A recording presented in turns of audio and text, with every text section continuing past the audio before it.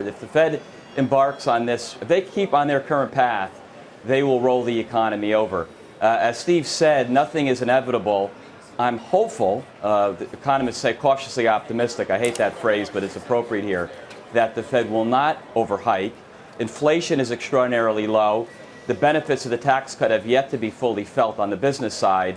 So I'm hopeful the Fed won't move that much more, but it's a big if, Wilfred. If they keep going, you're going to get weaker growth in the back half of 19, and recession risk goes up significantly for 2020.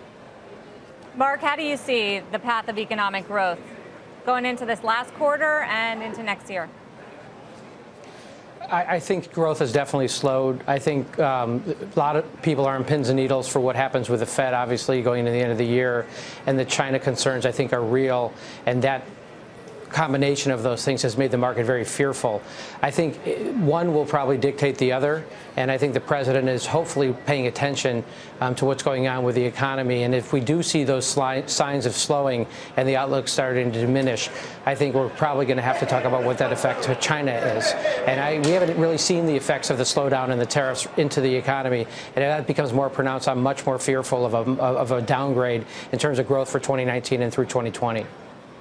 Joe, clearly getting some downgrades over the last week or two for U.S. growth. What's your view for 2019 internationally, and what are the key sort of swing factors or bearish factors you think one or two people might be missing?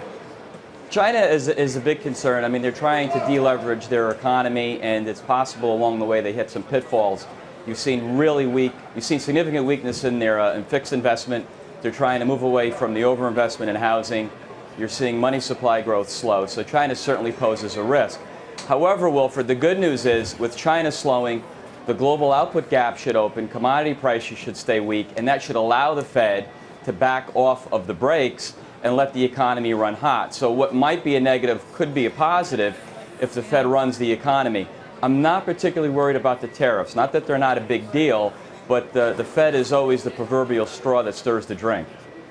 So, Mark, is the upshot of all of this that Trumponomics was just a sugar high that led to a jolt in growth off the back of tax cuts and confidence and deregulation, and it's not going to last much, and it's just going to put the Fed in a more difficult position?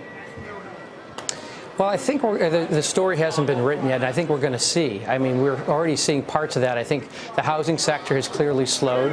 You have people with adjustable mortgages who, for the first time, are really seeing a big increase in terms of some of the payments they have. People haven't opened their fourth quarter statements, obviously, yet. That'll be January of next year. And we really haven't seen the flow through from the corporate America to the employee. We've seen it for the corporate balance sheet. So it might be that sugar high you're describing, and there's lots of tools that we've had. There's not a lot that we have left, and that's a little bit worrisome to me.